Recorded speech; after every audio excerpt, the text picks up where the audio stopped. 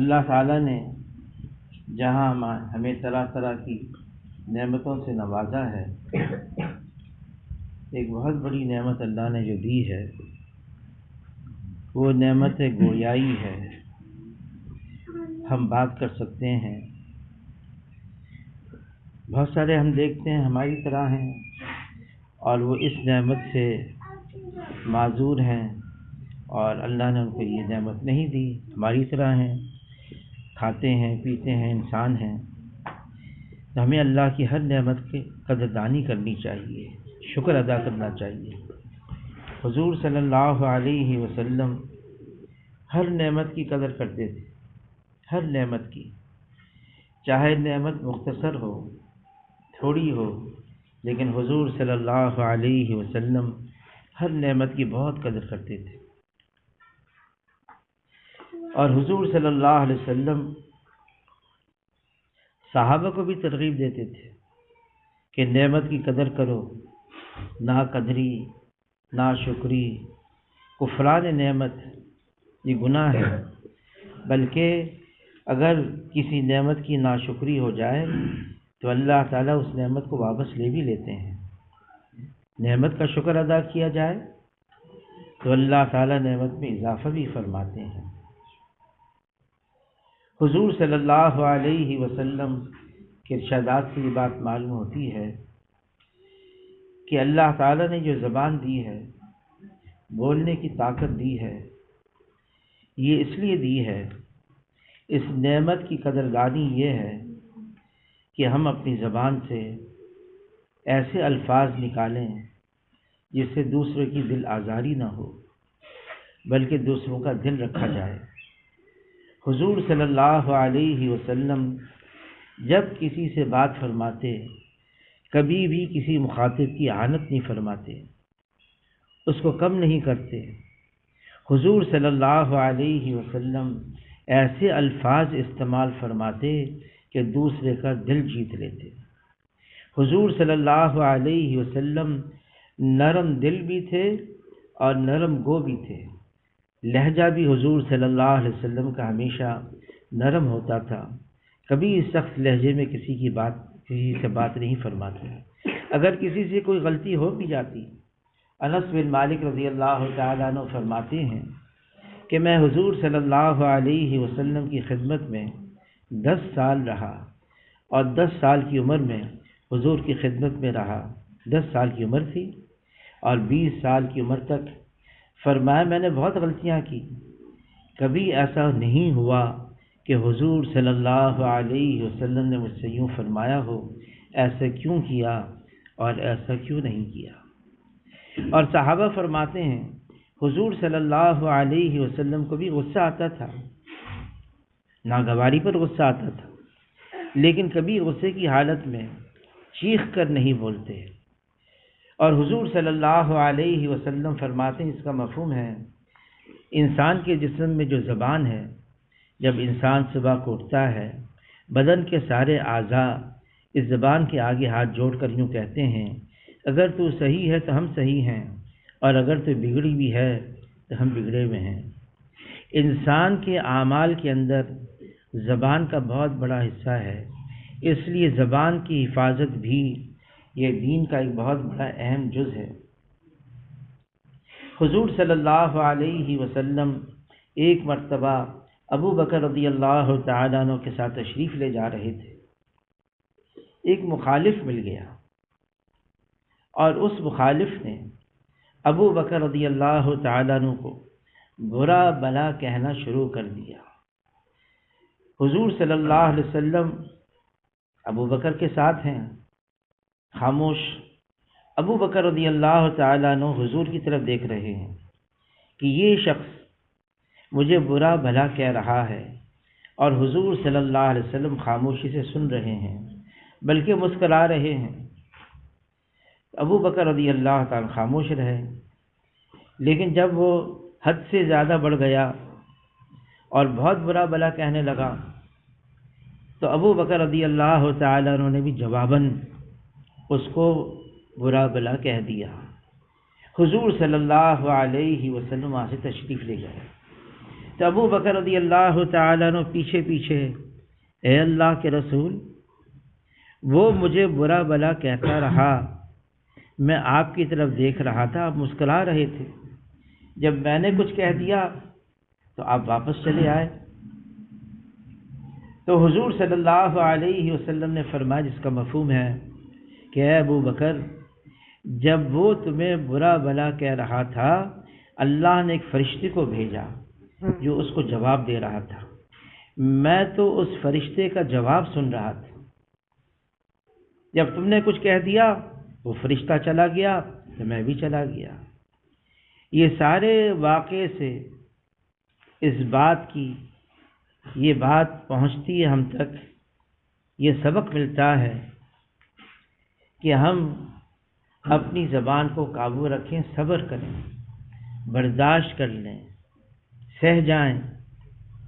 کام مشکل ضرور ہے، جواب نہ دیں، کام آسان نہیں ہے، لیکن حضور صلی اللہ علیہ وسلم کی تعلیمات یہی ہیں۔ فرمایا آدمی عمل کرتے کرتے جنت کے اتنا قریب ہو جاتا ہے، ایک بارش بس جنت رہ جاتی ہے، لیکن زبان سے ایسا بول بولتا ہے کہ کہاں جنت کے قریب پہنچ گیا اور کہاں جہنم کے گڑھے میں چلا جاتا ہے۔ کیا صرف ایک بول کی وجہ سے؟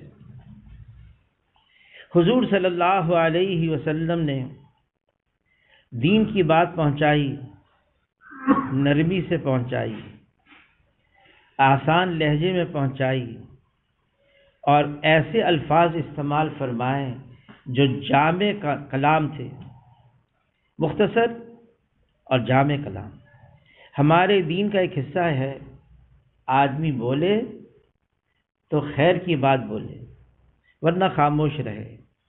حضور صلی اللہ علیہ وسلم فرماتے ہیں، جو خاموش رہا اس نے نجات پائی، اور فرمایا جس کا مفہوم ہے، جس کو خاموشی اور دنیا سے بے رغبتی یہ دو صفت مل گئیں، خاموش رہنا اور دنیا سے بے رغبتی، تو جناب رسول اللہ صلی اللہ علیہ وسلم فرماتے ہیں اس کو بہت بڑی حکمت مل گئی، یہ حکمت والا انسان ہے۔ فرمایا اس کی صحبت میں بیٹھو، اس کے پاس بیٹھو، فائدہ ہوگا۔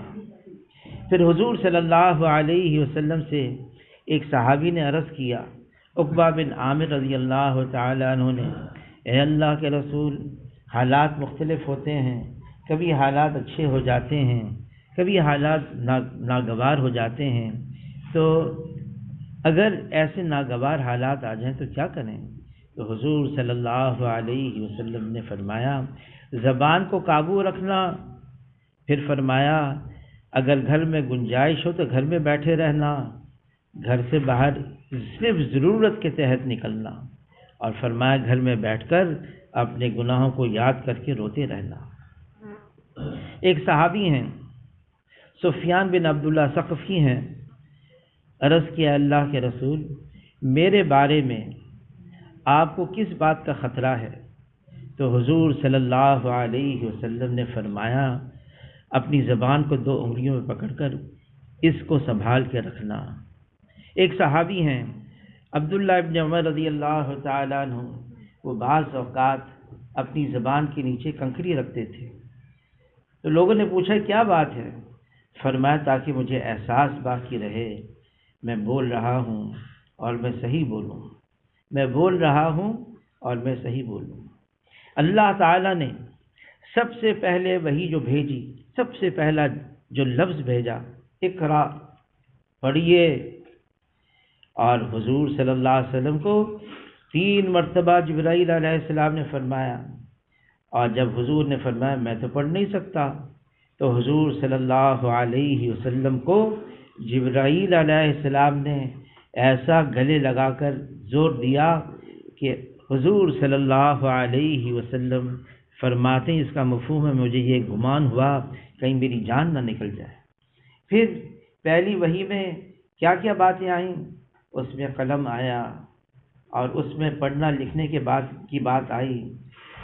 یہ ساری باتیں اس لیے ہیں، یہ امت اس کو بتایا گیا دیکھو بولنا ہے، باتیں کرنی ہیں، لیکن ایسے الفاظ ادا کریں، اس انداز سے ادا کریں کہ فائدہ مجھے بھی ہو، سامنے والے کو بھی ہو۔ مامون رشید کو کسی شخص نے آ کر دین کی بات کہی، دین کی بات، لیکن سخت لہجے میں کہی، بہت کڑوا لہجہ تھا۔ تو مامون رشید نے کہا، دیکھو اللہ نے تم سے بہتر کو مجھ سے بدتر کے پاس بھیجا، اور یوں کہا قولا لہو قولا لینا، نرمی سے بات کرو۔ یعنی اللہ تعالیٰ نے موسیٰ علیہ السلام کو فرعون کے پاس بھیجا، اور کیوں بھیجا؟ اس کو سمجھاؤ، اس کو بتاؤ، اس کو دین کی طرف لے کر آؤ، لیکن نرمی سے بات کرنا، نرمی سے۔ حالانکہ اللہ کے علم میں ہے یہ فرعون ماننے والا نہیں ہے، بلکہ اللہ تعالیٰ پہلے ہی فرما رہے ہیں انہو طغی، یہ تو بغاوت پر اتر آیا ہے، بغاوت، اور بغاوت کی جو سزا ہے وہ تو سزائے موت ہے۔ لیکن اللہ پھر بھی فرما رہے ہیں موسیٰ علیہ السلام کو، ہارون علیہ السلام کو ذرا نرمی سے بات کرنا، نرم لہجے سے بات کرنا۔ یہ زبان اتنی اہمیت رکھتی ہے معاشرے کے اندر، اس زبان سے بہت ساری چیزیں ہو جاتی ہیں، گھر آباد بھی ہوتے ہیں، گھر ٹوٹتے بھی ہیں۔ الفاظ ایسے ادا کیے جائیں، عائشہ رضی اللہ تعالی عنہ کتنا اونچا مقام ہے، کتنی مقدس ہستی ہیں، حضور صلی اللہ علیہ وسلم جن کے بارے میں فرما رہے ہیں میں تمام ازواج مطہرات میں برابری کا سلوک کرتا ہوں، ہاں میرا دل عائشہ کی طرف۔ پھر مجمع ہے صحابہ اکرام کا، تو صحابہ اکرام نے عرض کیا، اے اللہ کے رسول، ہم جو آپ کے سامنے بیٹھے ہوئے ہیں، ہم آپ کے صحابہ ہیں، ہمارے میں سے آپ کو سب سے زیادہ کس سے تعلق ہے، کس سے محبت ہے؟ بلا تکلف جناب رسول اللہ صلی اللہ علیہ وسلم نے فرمایا، مجھے تو سب سے زیادہ محبت عائشہ سے ہے۔ پھر عائشہ رضی اللہ تعالی عنہ، آخری وقت ہے حضور صلی اللہ علیہ وسلم کا، دنیا سے پردہ فرمانے کا وقت قریب آ گیا اور اللہ سے ملاقات کا وقت قریب آ گیا، تو حضور صلی اللہ علیہ وسلم کا سر مبارک عائشہ رضی اللہ تعالیٰ عنہ کی گود میں ہے، اور سب سے آخری عمل جو کیا حضور صلی اللہ علیہ وسلم نے، عائشہ رضی اللہ تعالیٰ عنہ ان کے بھائی دروازے پر آئے، حضور صلی اللہ علیہ وسلم حجر مبارک کے دروازے پر، ہاتھ میں مسواک تھی، حضور صلی اللہ علیہ وسلم، اور زبان سے یہ بھی نہیں کہہ سکتے تھے، اتنی قوت اور طاقت محسوس نہیں کر رہے تھے کہ یہ مسواک مجھے مل جائے، لیکن اشارہ کیا، عائشہ رضی اللہ تعالیٰ نے سمجھ گئیں، وہ مسواک لیا اور اپنے منہ میں لے کر اپنے دانتوں سے اس کو پہلے نرم کیا، پھر حضور صلی اللہ علیہ وسلم کے منہ میں ڈالا۔ کتنا اونچا درجہ ہے! لیکن ایک موقع پر عائشہ رضی اللہ تعالیٰ عنہ نے بس اتنا کہہ دیا، وہ تو ٹھگنی ہے۔ حضور صلی اللہ علیہ وسلم نے فرمایا، اے عائشہ، زبان سے ایسا لفظ نکال دیا، اگر دنیا کے پانی میں ڈال دیا جائے، جتنا پانی ہے دنیا میں سب میں ڈال دیا جائے، سب میں تعفن پھیل جائے۔ حالانکہ کتنا اونچا رتبہ ہے۔ یہ زبان ہے جس سے غیبت ہوتی ہے، اور غیبت کیا ہے؟ صحابی نے عرض کیا، اللہ کے رسول، اگر کسی کے اندر کوئی خامی ہے اور میں اس کے پیٹھ پیچھے اس کو بیان کر دوں، کیا یہ بھی غیبت ہے؟ فرمایا یہی غیبت ہے، اور اگر اس کے اندر وہ بات نہیں ہے اور تم اس کے پیٹھ پیچھے کہہ رہے ہو، وہ تو بہتان ہے۔ پھر حضور صلی اللہ علیہ وسلم نے فرمایا کہ یہ غیبت، یہ تو زنا سے بھی زیادہ اشد ہے۔ کسی کی پیٹھ پیچھے برائی کرنا، اس کی خامی بیان کرنا، بلکہ اللہ تعالیٰ کلام پاک میں تو یہ فرما رہے ہیں جس کا مفہوم ہے کہ جیسے تم کو مرے ہوئے بھائی کا گوشت کھانے سے کراہیت آتی ہے، ایسی ہی غیبت کرنے سے کراہیت آنی چاہیے۔ آج معاشرے میں عام ہو گیا غیبت کرنا، جبرائیل علیہ السلام جب حضور صلی اللہ علیہ وسلم کو لے کر اور سارے جنت جہنم اور وہاں کی سیر کرا رہے تھے تو ایک جگہ پر پہنچے، دیکھا کچھ لوگ ہیں اور تانبے کے ناخن لمبے لمبے اور اس سے اپنے چہرے کو سینے کو نوچ رہے ہیں۔ تو حضور صلی اللہ علیہ وسلم نے پوچھا یہ کون لوگ ہیں؟ فرمایا یہ وہ لوگ ہیں جو مسلمانوں کی غیبت کیا کرتے تھے۔ مسلمان چاہے کیسا کیوں نہ ہو، کتنا ہی برا ہو، کتنا ہی گندا ہو، ہمیں یہ حکم دیا گیا ہے اس کے پیٹھ پیچھے اس کی برائی بیان مت کرو۔ ہاں کچھ کہنا ہے، اسے تکلیف پہنچ رہی ہے تو تم اللہ کے سامنے کہو، اللہ سے کہو یہ دعا ہے، مخلوق سے کہو گے یہ غیبت ہے۔ پھر حضور صلی اللہ علیہ وسلم نے ایک اور بات کی طرف نشاندہی کی ہے، اور وہ کیا ہے؟ یہاں سے بات سنی اور وہاں جا کے بات پہنچا دی، یہ چغل خوری ہے۔ حضور صلی اللہ علیہ وسلم ایک مرتبہ صحابہ کے ساتھ تھے، ایک جگہ خیمہ لگایا، وہاں کچھ قبریں تھیں، تو حضور صلی اللہ علیہ وسلم نے فرمایا یہ دو قبریں ہیں، ان دونوں کو عذاب ہو رہا ہے، قبر کا عذاب ہو رہا ہے۔ فرمایا ایک کو چغل خوری کے جرم میں اور ایک کو پیشاب سے احتیاط نہ کرنے میں۔ یہاں کی بات وہاں پہنچا دیں، اس کا اتنا برا اثر پڑتا ہے اور اس کے مضر اثرات ہیں۔ ایک شخص بیت اللہ میں طواف کر رہا ہے اور دعائیں مانگ رہا ہے، چیخ چیخ کر یوں کہہ رہا ہے اے اللہ میرا خاتمہ ایمان پر ہو جائے، اے اللہ میرا خاتمہ ایمان پر ہو جائے۔ لوگ جمع ہو گئے، پوچھنے لگے کیا بات ہے، کیا ہوا تمہارے ساتھ کہ جو تم چیخ چیخ کر یہ صرف ایک ہی دعا مانگ رہے ہو؟ اس نے کہا میرا ایک بھائی وہ جامع مسجد دمشق کے اندر وہ بچوں کو قرآن پڑھاتا تھا، بس کیا ہوا جب اس کا آخری وقت آیا ہم جمع ہو گئے، اس نے کہا مجھے قرآن دو، ہم نے کہا یہ آخری وقت قرآن مانگ رہا ہے، ہم نے اس کو قرآن پاک دے دیا، اس نے اس قرآن شریف کو لیا، زور سے پھینکا اور کہنا گواہ رہنا میرا اس کا کوئی واسطہ معاملہ نہیں ہے۔ تو لوگوں نے پوچھا کیا بات ہو گئی، اس کے اندر کوئی خامی کوئی برائی؟ کا بس ایک ہی خامی تھی، وہ چغل خور تھا، وہ یہاں کی بات وہاں پہنچاتا تھا، وہاں کی بات یہاں پہنچاتا تھا۔ حضور صلی اللہ علیہ وسلم فرماتے ہیں چغل خور جنت میں داخل نہیں ہوگا، یہ جناب رسول اللہ صلی اللہ علیہ وسلم فرما رہے ہیں، یہ گندی عادتیں ہیں۔ پھر آدمی زبان سے بعض اوقات اپنے مخالف کو یا جس سے اختلاف ہو یا جس کو اچھا نہیں سمجھتا زبان سے ایسی بات کہہ دیتا ہے، اس کو نیچا دکھانے کے لیے حضور صلی اللہ علیہ وسلم نے کیا فرما دیا، کیا تعلیمات ہیں؟ دیکھو کسی کا دل مت دکھاؤ، دل رکھو اگرچہ وہ تمہارا مخالف ہی کیوں نہ ہو۔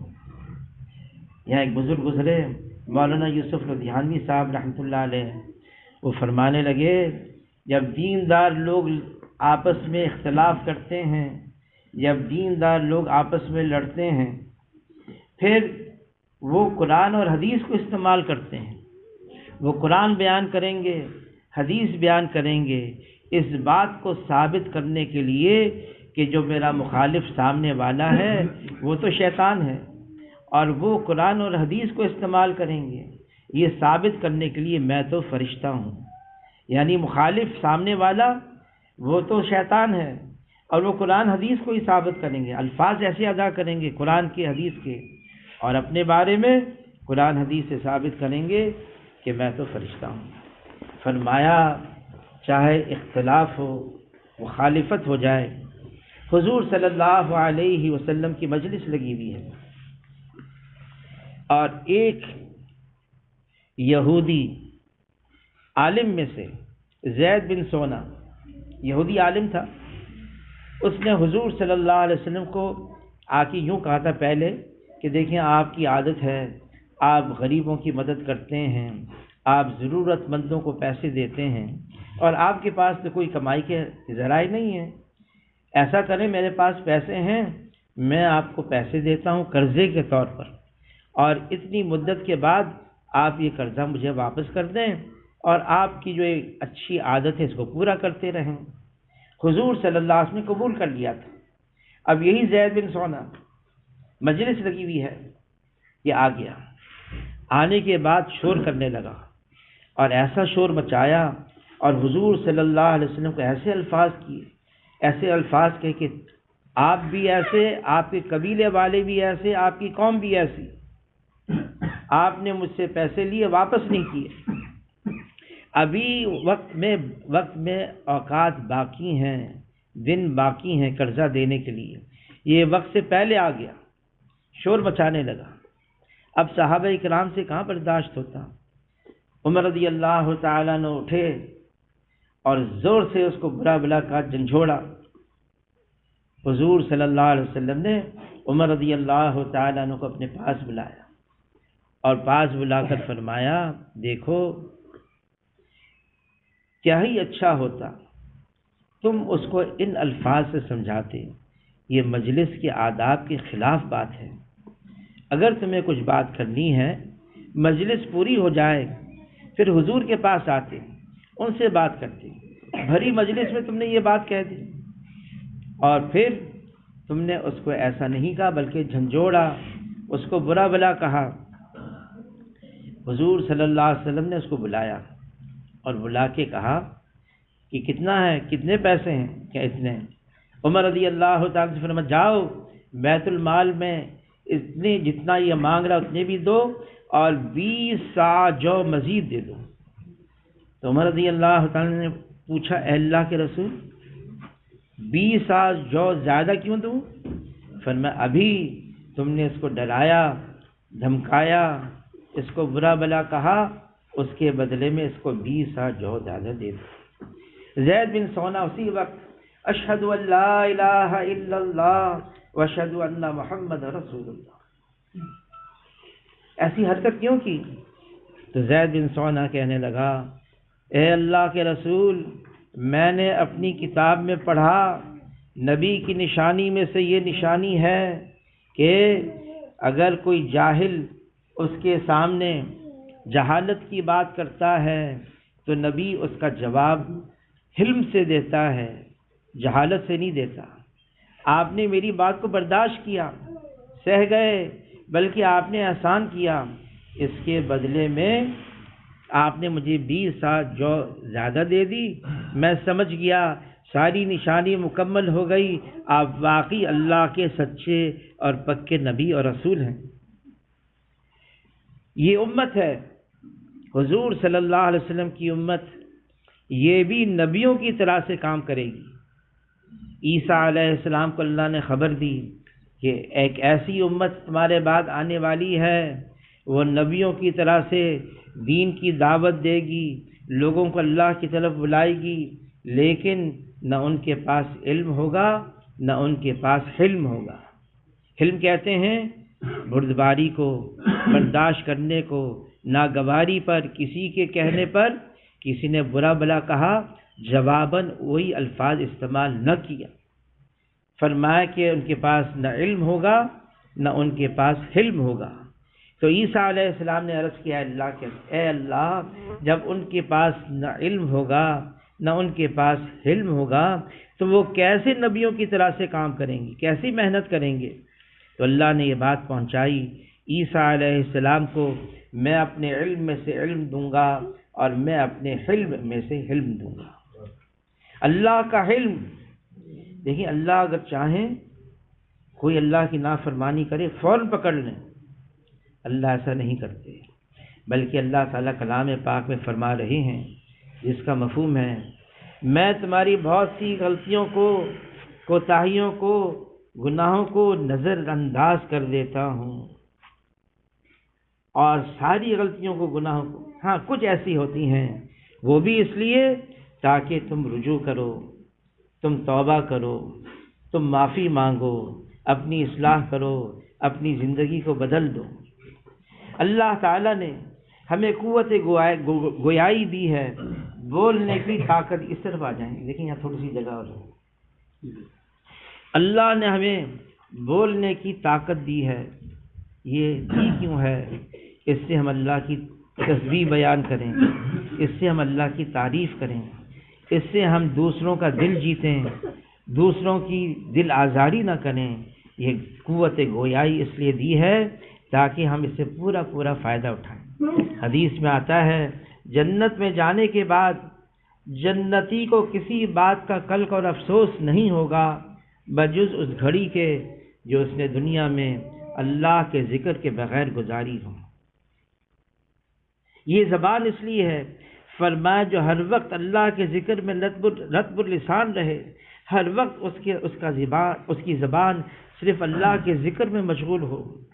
فرمایا یہ ہیں وہ لوگ جو اللہ کے دوست ہیں، اللہ کے ولی ہیں، اللہ کے قریب ہیں، اور اللہ تعالیٰ کے سارے کام بناتے چلے جاتے ہیں۔ پھر زبان کو اس طرح سے ہم عادی بنائیں، اس زبان سے صرف خیر کی بات نکلی۔ فرمایا تم شر کے تالے بن جاؤ، تم شر کے تالے بن جاؤ، خیر کی چابی بن جاؤ۔ جب بھی بات کرو لوگوں کو فائدہ ہو۔ حضور صلی اللہ علیہ وسلم فرماتے ہیں، جس کا مفہوم ہے میرا بہترین امتی وہ ہے جس کو دیکھ کر خدا یاد آ جائے، جس کے کلام سے علم میں اضافہ ہو اور جس کے عمل سے آخرت کا شوق پیدا ہو۔ فرمائیے میرا بہترین امتی ہے۔ ہماری زبان استعمال ہو کس کے لیے؟ اللہ کی طرف بلانے کے لیے۔ ہم اللہ کی طرف بلائیں، بتائیں، سمجھائیں اللہ ایک ہے، وہ اکیلا ہے، وہ یکتا ہے، وہ تنہا ہے، اللہ کا کوئی ساتھی نہیں، اللہ کا کوئی ثانی نہیں، اللہ کا کوئی متوازی نہیں، اللہ جیسا کوئی نہیں۔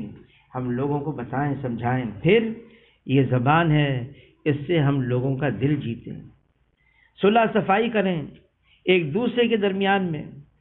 دیکھیے آپس میں یہ زبان استعمال ہوتی ہے دلوں کو جوڑنے کے لیے بھی۔ عمر رضی اللہ تعالیٰ عنہ امیر المومنین ہیں، خلیفہ وقت ہیں، اللہ نے ان کا بڑا روب رکھا تھا۔ اتنا روب تھا کہ لوگ ان سے ایسے کانپتے تھے۔ ایک ملک کا سفیر وہ مدینہ منورہ میں آیا اور امیر المومنین عمر رضی اللہ تعالیٰ عنہ سے اپنے ملک کے سربراہ کا پیغام لے کر آیا۔ اب کانپتے، ہانپتے، ڈرتے، ڈراتے وہ مدینہ پہنچا۔ اب مدینے میں لوگوں سے پوچھنے لگا تمہارا جو بادشاہ ہے، تمہارا جو سربراہ ہے، جو عمر ہے، اس کا محل کہاں ہے؟ اب ایک شخص نے کہا ارے تم عمر رضی اللہ تعالیٰ کے بارے میں پوچھ رہے ہو، امیر المومنین کے بارے میں؟ اس وقت تو دوپہر کا وقت ہے، یہ اس راستے میں چلے جاؤ، وہاں پر ایک درخت ہے، اس کے نیچے ان کا معمول ہے آرام کرنے کا۔ تو یہ کہنے لگا تم مجھ سے مذاق کر رہے؟ پھر وہ سوچ میں پڑ گیا، میں نے تو سنا ہے مدینہ منورہ میں تو کوئی مذاق میں بھی جھوٹ نہیں بولتا ہے۔ تو جہاں راستہ بتایا وہاں چلا، اس راستے پر جا کر دیکھا ایک تنہائی کی جگہ ہے، مشکل سے ایک ایسا درخت جس کا کوئی سایہ ہو، جنگلی درخت، اور ایک آدمی اپنا سر یا تو اپنے بازو کے اوپر رکھ کر یا ایک اینٹ کے اوپر رکھ کر مزے سے سو رہا ہے۔ تو یہ شخص سفیر کسی ملک کا دیکھ کر کانپنے لگا، تھر تھر کانپنے لگا، کہنے لگا یہ تو سو رہا ہے، میرا یہ حال بن گیا، یہ اٹھے گا تو میرا کیا حال بنے گا؟ اور یوں آتا ہے کہ جس راستے اور گلی سے عمر رضی اللہ تعالیٰ عنہ گزر جائیں، اس راستے اور گلی سے شیطان کی بھی ہمت نہیں ہوتی تھی گزرنے کی۔ اللہ نے ایسا روک دیا۔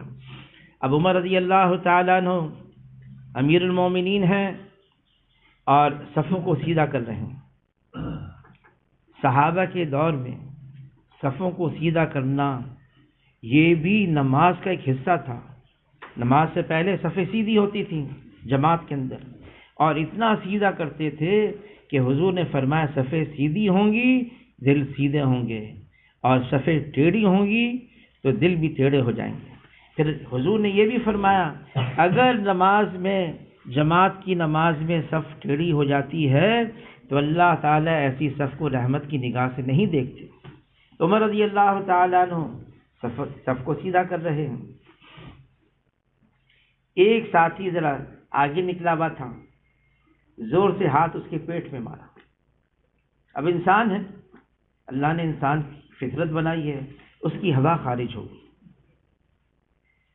اوہو، عمر رضی اللہ تعالیٰ جلا لی، قسم کھا لی، میں قسم دیتا ہوں ایسے شخص کو جلدی سب سے باہر نکلے، وضو کرے۔ جب یہ کہا تو ایک صحابی جریر بن عبداللہ رضی اللہ تعالیٰ عنہ، آجیں اندر آجیں، یہاں جگہ ہے، جریر بن عبداللہ رضی اللہ تعالیٰ عنہ وہ آگے بڑھے اور عرض کیا امیر المومنین، میری ایک بات ہے، ایک رائے ہے۔ عمر رضی اللہ تعالیٰ نے پوچھا کیا بات ہے؟ کہا کہ آپ نے قسم کھا لی، کیا ہی اچھا ہو جائے ہم پوری صف کی صف وضو کرنے کے لیے چلے جائیں، اس میں یہ فائدہ ہوگا، اس کا پردہ بھی رہے گا، آپ کی قسم بھی پوری ہو جائے گی۔ عمر رضی اللہ تعالیٰ نے قبول کر لیا، اور بعض کہتے ہیں کہ عمر بھی کیونکہ وہاں کھڑے ہوئے تھے تو عمر رضی اللہ تعالیٰ بھی گئے ان کے ساتھ، میں بھی جا کے وضو کرتا ہوں۔ کیا ہے؟ پردہ رکھنا، اپنی زبان سے اگر کسی کی کوئی غلطی معلوم ہو جائے اس کی تشہیر مت کرو، اس کو دوسروں کے آگے بیان مت کرو، اس کا اعلان مت کرو، بلکہ حضور کی تعلیم ہے پردہ پوشی کرو، اس کی پردہ رکھو۔ اور ہم نے نظر آ گیا ہمیں، اب دوسروں کے سامنے بیان نہ کرو، اور اگر کسی کی پردہ دری کر دی، اس کے عیب دوسروں کے سامنے بیان کرنا شروع کر دیا، پردہ دری کر دی، تو حدیث میں آتا ہے پھر اللہ تمہاری بھی پردہ دری کریں گے، تمہارے عیب کھول دیں گے، یہاں تک کہ گھر بیٹھے رسوا کر دیں گے۔ حضور صلی اللہ علیہ وسلم کی تعلیمات ہیں، اس لیے تاکہ ہم اس پر عمل کریں۔ ہاں، ہم ایک عورت آئی، صحابیہ تھی، حضور کی خدمت میں، اے اللہ کے رسول، یہ مرد تو جماعت کی نماز میں، یہ نماز جنازہ میں، اور یہ ایسے ایسے کام کرتے ہیں جو ہم عورتیں نہیں کر سکتی، ہم کیا کریں؟ تو حضور نے فرمایا صحابہ سے، کیا ایسی اس عورت سے بھی زیادہ سمجھداری کی کوئی بات کسی نے ہم سے کی ہے؟ سمجھداری کی بات کریں، بلا وجہ سوال کرنا۔ حضور نے فرمایا دیکھو میری امت پر اللہ نے حج کو فرض قرار دے دیا ہے۔ تو ایک صحابی نے عرض کیا اللہ کے رسول، ہر سال حج فرض ہو گیا کیا؟ تو حضور نے فرمایا اللہ تمہیں ہدایت دے، تم نے ایسا سوال مجھ سے کیوں کیا؟ پھر فرمایا اگر میں یوں کہہ دیتا ہاں ہر سال حج کرنا فرض ہے تو اللہ حج کو ہر سال فرض کر دیتے، یہ تو زندگی میں ایک دفعہ فرض ہے۔ پھر فرمایا بلا ضرورت کے سوال کرنا، اپنی زبان کو چلانا، باتیں کرنا بلا ضرورت، اس کی کوئی ضرورت نہیں۔ فرمایا اسلام کی خوبیوں میں سے ایک خوبی یہ ہے، یہ لایانی کو چھوڑ دے، فضول گفتگو کو چھوڑ دے، جس سے نہ دنیا کا فائدہ نہ آخرت کا فائدہ۔ اپنی زبان کو قابو میں رکھنا۔ ہاں، آدمی کو غصہ آ جاتا ہے، غصے میں بعض اوقات زبان بے قابو ہو جاتی ہے۔ فرمایا کہ جب آدمی غصے کی حالت میں ہو تو شیطان اس سے ایسا کھیلتا ہے جیسے بچہ کھلونے سے کھیلتا ہے، اس لیے اب غصے کی حالت میں اپنے آپ کو قابو کرنا ہے۔ عرض کیا اللہ کے رسول کیسے قابو کریں؟ فرمایا کہ غصہ یہ شیطان کی طرف سے ہے، شیطان آگ سے ہے، پانی آگ کو بجھاتی ہے، غصہ آ جائے وضو کر لیا کرو، کھڑے ہو تو بیٹھ جاؤ، بیٹھے ہو تو لیٹ جاؤ۔ پھر ایک صحابی نے عرض کیا اللہ کے رسول مجھے کوئی نصیحت کریں۔ حضور نے فرمایا لا تغضب، غصہ مت کرنا۔ عرض کیا اللہ کے رسول کچھ اور نصیحت کریں؟ پھر فرمایا غصہ مت کرنا۔ عرض کیا اللہ کے رسول پھر کوئی اور نصیحت کریں؟ وہ بار بار پوچھتا رہا اور حضور صلی اللہ علیہ وسلم بار بار یہی فرماتے رہے غصہ مت کرنا۔ زین العابدین رحمۃ اللہ علیہ ان کی باندی تھی، ان کو وضو کرا رہی تھی، وہ وضو کا لوٹا ہاتھ سے چھوٹا، زین العابدین رحمۃ اللہ علیہ کے سر پر لگا، چوٹ آ گئی، خون بھی نکل گیا، اور وہ غصے سے اس باندی کی طرف دیکھ کر کچھ کہنے لگے۔ فوراً باندی نے قرآن کی آیت پڑھی والکاظمین الغیظ، غصے کو پینے والے ہیں، تو انہوں نے غصے کو پی لیا۔ پھر اس نے دوسری آیت پڑھی والعافین عن الناس، لوگوں کو معاف کرنے والے بھی ہیں، تو کہا میں نے تجھے معاف بھی کر دیا۔ پھر تیسری آیت پڑھی کہ اللہ تعالیٰ احسان کرنے والوں سے محبت کرتے ہیں، تو زین العابدین رحمۃ اللہ نے فرمایا اچھا میں نے تجھے آزاد کر دیا۔ اللہ تعالیٰ کلام پاک میں فرما رہے ہیں لمن صبر وغفر، آدمی صبر کرے اور پھر معاف بھی کر دے، صبر بھی کرے اور معاف بھی کر دے۔ اس نے مجھے برا کہا، اس نے مجھے تکلیف پہنچائی، ایسی بات کہہ دی۔ ہاں بعض باتیں ایسی ہوتی ہیں جو آدمی کو بہت تکلیف دیتی ہیں، آخری وقت تک تکلیف پہنچاتی رہتی ہیں، لیکن پھر بھی تعلیم حضور کی یہی ہے برداشت کرو، صبر کرو اور پھر درگزر بھی کرو، صرف نظر کرو، معاف کر دو۔ حضور کی تعلیمات یہی ہیں، کیوں ہیں؟ تاکہ ہم آسانی سے چلتے رہیں آگے، ہمارے گھر بنے رہیں، ہمارے گھر ٹوٹے نہیں، ہم معاشرے کے اندر ایک دوسرے کے ساتھ جڑے رہیں، ایسا نہ ہو ایک دوسرے کے ساتھ ہم ٹوٹ جائیں، دشمنیاں ہو جائیں، الگ ہو جائیں، بکھر جائیں۔ اس لیے یہ بہت ضروری ہے ہم اپنی زبان کو قابو رکھیں۔ اب اس کے لیے اعمال دیے ہیں، بہت سارے اعمال ہیں، آدمی ان اعمال کا اہتمام کرے، جو اللہ کا ذکر کرتا ہے، جو درود شریف کثرت سے پڑھتا ہے، جو استغفار کرتا رہتا ہے، اللہ تعالیٰ اس کی زبان کی بھی حفاظت فرماتے ہیں۔ اور یوں آتا ہے نوافل کے ذریعے سے بندہ یا بندی اللہ کے اتنا قریب آ جاتے ہیں کہ اللہ اس کی زبان بن جاتے ہیں جس سے وہ بولتا ہے، اللہ اس کے کان بن جاتے ہیں جس سے وہ سنتا ہے، اللہ اس کے ہاتھ بن جاتے ہیں جس سے وہ پکڑتا ہے، اللہ اس کے پاؤں بن جاتے ہیں جس سے وہ چلتا ہے۔ یعنی آدمی ایسی اللہ کی عبادت کرتا رہے اور اللہ کی نافرمانی سے بچتا رہے جس سے اس کے سارے اعضاء، بدن کے سارے اعضاء اللہ کی اطاعت میں اور فرما برداری میں چلتے رہیں۔ اعمال ذریعہ ہیں، یہ ذرائع ہیں، مقصود اللہ کی ذات ہے، اللہ ہم سے راضی ہو جائیں اور اللہ کی ناراضگی ہم سے دور ہو جائے، اس کے لیے اعمال ہیں۔ اس میں ایک سلسلہ بیعت کا بھی ہے۔ یہ بیعت کا سلسلہ حضور صلی اللہ علیہ وسلم سے ثابت ہے، ہمارے اسلاف کا طریقہ ہے۔ اللہ تعالیٰ نے کلام پاک میں بیعت رضوان کا ذکر کیا ہے اور یہ بھی فرمایا جو اس بیعت میں شریک ہوئے اللہ نے سب کی مغفرت فرما دی۔ حضور صلی اللہ علیہ وسلم مردوں کو بیعت فرماتے ہاتھ پہ ہاتھ رکھ کے، لیکن عورتوں سے، مستورات سے، وہ حضور کے گھر میں ہوتی، پردے میں ہوتی۔ پھر حضور کے پاس ایک یمنی چادر تھی، بڑی لمبی چوڑی چادر تھی، وہ اندر بھیجتے، وہ پھیلاتے، مستورات اس چادر پر ہاتھ رکھتی اور حضور صلی اللہ علیہ وسلم ایک کونا چادر کا باہر ہوتا، اس پر خود ہاتھ رکھتے اور پھر بیعت لیتے۔ مختلف عنوانات پر بیعت ہوتی۔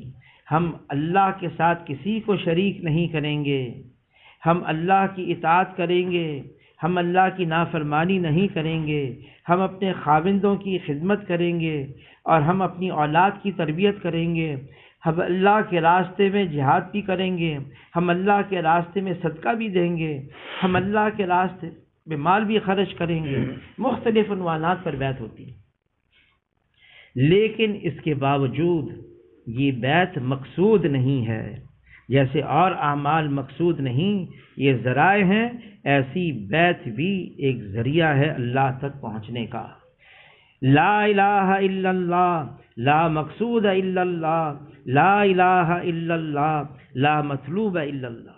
مقصود اور مطلوب اللہ کی ذات ہے، اس کے لیے جیسے اور اعمال دیے ہیں حضور صلی اللہ علیہ وسلم نے، ایسے بیت کا عمل ہے، ہم اس کو اختیار کریں گے اور اختیار کر رہے ہیں تاکہ اللہ ہمیں اعمال میں اہتمام فرمائے، ہمیں مضبوط کر دے، ہمیں مربوط کر دے، ہم اہتمام کے ساتھ لگاتار اور ایسے اہتمام کے ساتھ عمل کریں کہ یہ عمل ہم سے چھوٹے نہیں۔ اور پھر جب آدمی بیت ہو جاتا ہے، حضرت تھانوی رحمۃ اللہ علیہ سے پوچھا بیت ہونے کے بعد سب سے بڑا وظیفہ، فرمایا بیت ہونے کے بعد میرا سب سے بڑا وظیفہ اپنے آپ کو گناہوں سے بچا کے رکھنا ہے۔ مولانا انعام الحسن صاحب رحمۃ اللہ علیہ سے پوچھا آپ کس بات پہ بیت کرتے ہیں؟ فرمایا میں گناہوں والی زندگی چھڑوا کر اللہ کی فرما برداری والی زندگی پر لاتا ہوں۔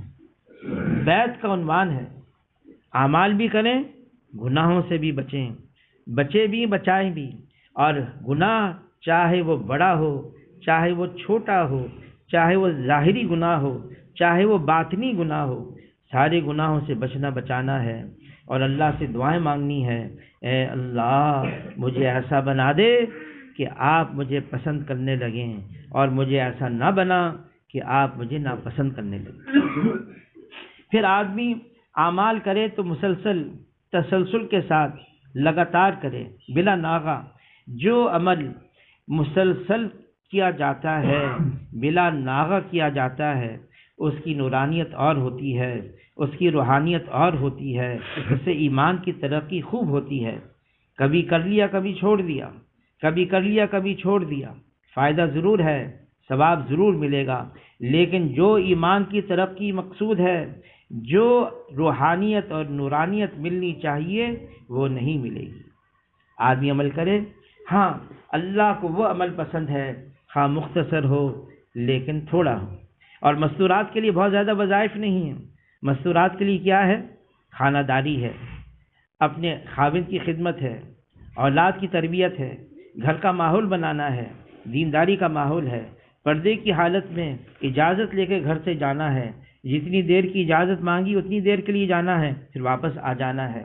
اور پھر ایک ازواج مطہرات میں سے جویریہ رضی اللہ تعالی عنہ حضور صلی اللہ علیہ وسلم گھر سے نکلے فجر کی نماز کے لیے، دیکھا مصلی پر بیٹھی ہوئی ہیں، واپس آئے چاشت کا وقت ہے، دیکھا ویسی مصلی پر بیٹھی ہیں، پوچھا جب سے لے کر اب تک تم ایسی مصلی پر بیٹھی ہو اور پڑھ رہی ہو؟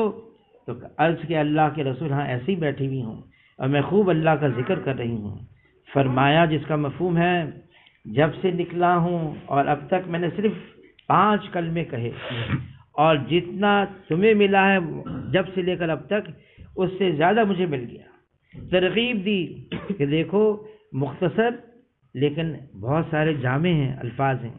فرمایا بہت سارے الفاظ ہیں، اللہ کا ذکر ہے، وہ پیٹھ پر بہت ہلکا ہے لیکن نامہ اعمال پر بہت بھاری ہے، تو ایسا ذکر کرنا ہے۔ اور کیا فرمایا؟ سبحان اللہ و بحمدہ عدد خلقہ رضا نفسہ وزنۃ عرشہ ومداد کلماتہ۔ فرمایا جو ان کلمات کو کہے گا اس کو اس سے زیادہ اجر مل جائے گا۔ پھر سبحان اللہ و بحمدہ سبحان اللہ العظیم۔ پھر فرمایا اچھے اخلاق برتنا، اچھے انداز سے اپنے گھر والوں کے ساتھ پیش آنا، اور فرمایا دنیا سے بے رغبتی، کم گوئی۔ فرمایا یہ پیٹھ پر بہت ہلکے ہیں لیکن ترازو پر بہت بھاری ہیں۔ اللہ تعالی ہمیں عمل کی توفیق عطا فرمائے۔